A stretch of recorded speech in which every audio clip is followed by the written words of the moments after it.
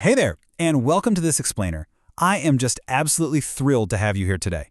If you've ever listened to spoken Mandarin and just marveled at its musicality, or, let's be honest, maybe felt a little overwhelmed by how precise those sounds need to be, you are exactly in the right place. Today, we're going to decode the beautiful complexities of Chinese phonetics and phonology. We're going to take what might seem like an intimidating wall of sound and break it down into this really elegant, perfectly understandable system. So grab a notebook, get totally comfortable, and let's explore the hidden science behind the sounds we make every single day. Okay, let's dive right in with a question, a linguistic mystery that honestly even native speakers often can't quite explain. Have you ever noticed that the word for one, yi, and the word for no, bu, actually change their pitch depending on the word that comes right after them? It's such a fascinating little quirk. They don't just have one static sound, they're like phonetic chameleons. But why exactly does this happen? Well, to answer that, we need to uncover the hidden rules governing Chinese pronunciation. Here's our roadmap for today. First, the pronunciation puzzle. Second, initials and finals. Third, syllable rules and tones. Fourth, tone sandhi secrets. And finally, number 5, pro-classroom teaching techniques. So, let's start with Section 1, the pronunciation puzzle. To really wrap our heads around Chinese, or honestly, any language, we absolutely have to distinguish between the physical act of speaking and the mental map our brain uses to organize those sounds. This brings us to a really beautiful distinction: phonetics versus phonology. Phonetics is purely physical. It's literally the biology of breath passing through your vocal cords, your tongue, and your lips to create an acoustic wave. It's how you physically articulate a sound. Phonology, on the other hand, that's psychological. It's how your brain unconsciously categorizes all those physical sounds into a structured system or pattern to create meaning. For example, you can make 1,000 slight variations of the sound ah, but your brain neatly files every single one of them into one phonological category so you can understand the actual word being spoken. According to our sources, any spoken language relies on 4 core acoustic elements, and let me tell you, Mandarin utilizes these brilliantly. First, we have pitch, which is simply how high or low the sound is, and that's determined by the frequency of your vocal cord vibration.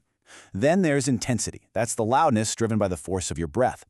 Third, we have length, meaning the actual duration of the sound. And finally, timbre, which is the unique color or quality of the voice.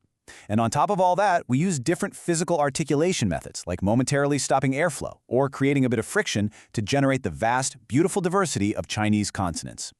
Moving right along to Section 2, initials and finals.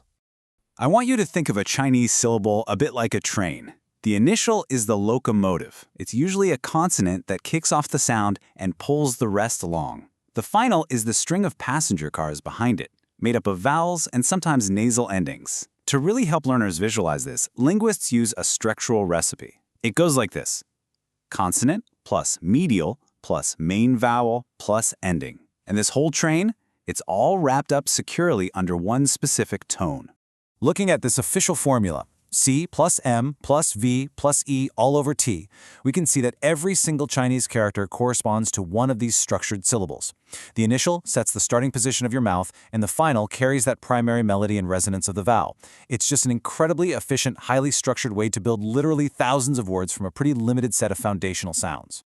All right, Section 3, syllable rules and tones. A syllable without a tone is exactly like a song without a melody. It just falls completely flat.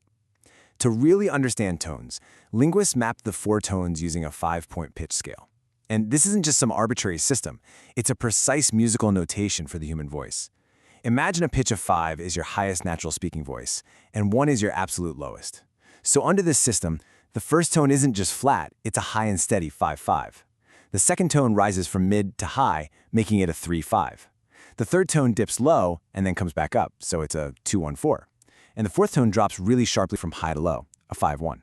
Let's actually visualize the chronological movement of your vocal cords here. For the first tone, you keep your vocal cords tightly stretched and totally steady. For the second tone, you start relaxed and then stretch them tighter as the sound actually leaves your mouth. Now the third tone requires this really unique relaxation to hit that low 1 pitch before tensing up again, which actually makes it the longest tone in duration. And the fourth tone? That is a rapid relaxation creating a short, sharp, descending sound. Honestly, understanding this physiological reality completely takes the guesswork out of practicing your tones. Which brings us to Section 4, tone sandhi secrets. So how exactly do these tones interact in actual connected speech? Well, this finally answers our opening mystery. The rule is called tone sandhi. When you say the word bu all by itself, it's a sharp fourth tone. But if it comes right before another fourth tone, like in the phrase bu shi, your brain unconsciously realizes that doing two sharp drops back to back is just physically exhausting. So what does it do? It smoothly alters that first bu into a rising second tone. The word e has even more concrete rules. It changes to a rising second tone before a fourth tone, but it shifts to a falling fourth tone before a first, second, or third tone.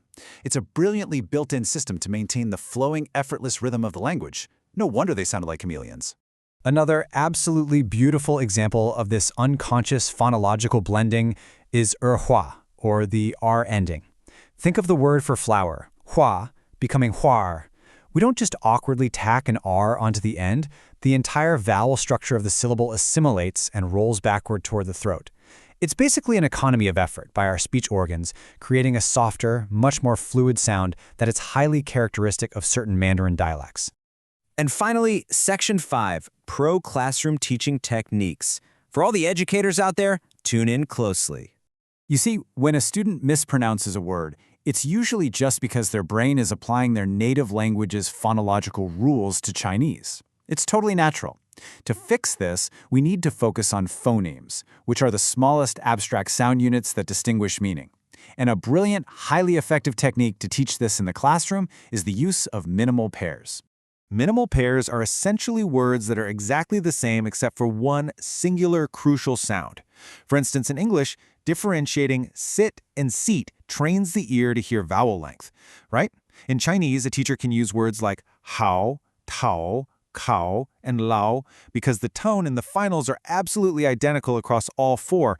The student's brain is forced to isolate and contrast only those initial consonants. It is, fundamentally, the ultimate secret weapon to train a language learner's ear to hear sound distinctions they probably previously just ignored. Our sources also stress a super vital point about phonetic notation systems, specifically pinyin. Pinyin is not just a typing tool or some beginner's crutch. From a real educational perspective, it acts as essential comprehensible input. Because Chinese characters don't reliably tell you how they sound by just looking at them, pinyin bridges that gap.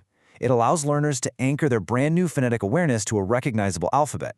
It basically gives them the security to process the sounds correctly before they have to attach them to the complex characters. We have journeyed all the way from the physical airflow in our vocal cords right down to the mental maps that shift tones for smoother speech. You now officially hold the linguistic blueprint of Mandarin. So I'm going to leave you with this thought.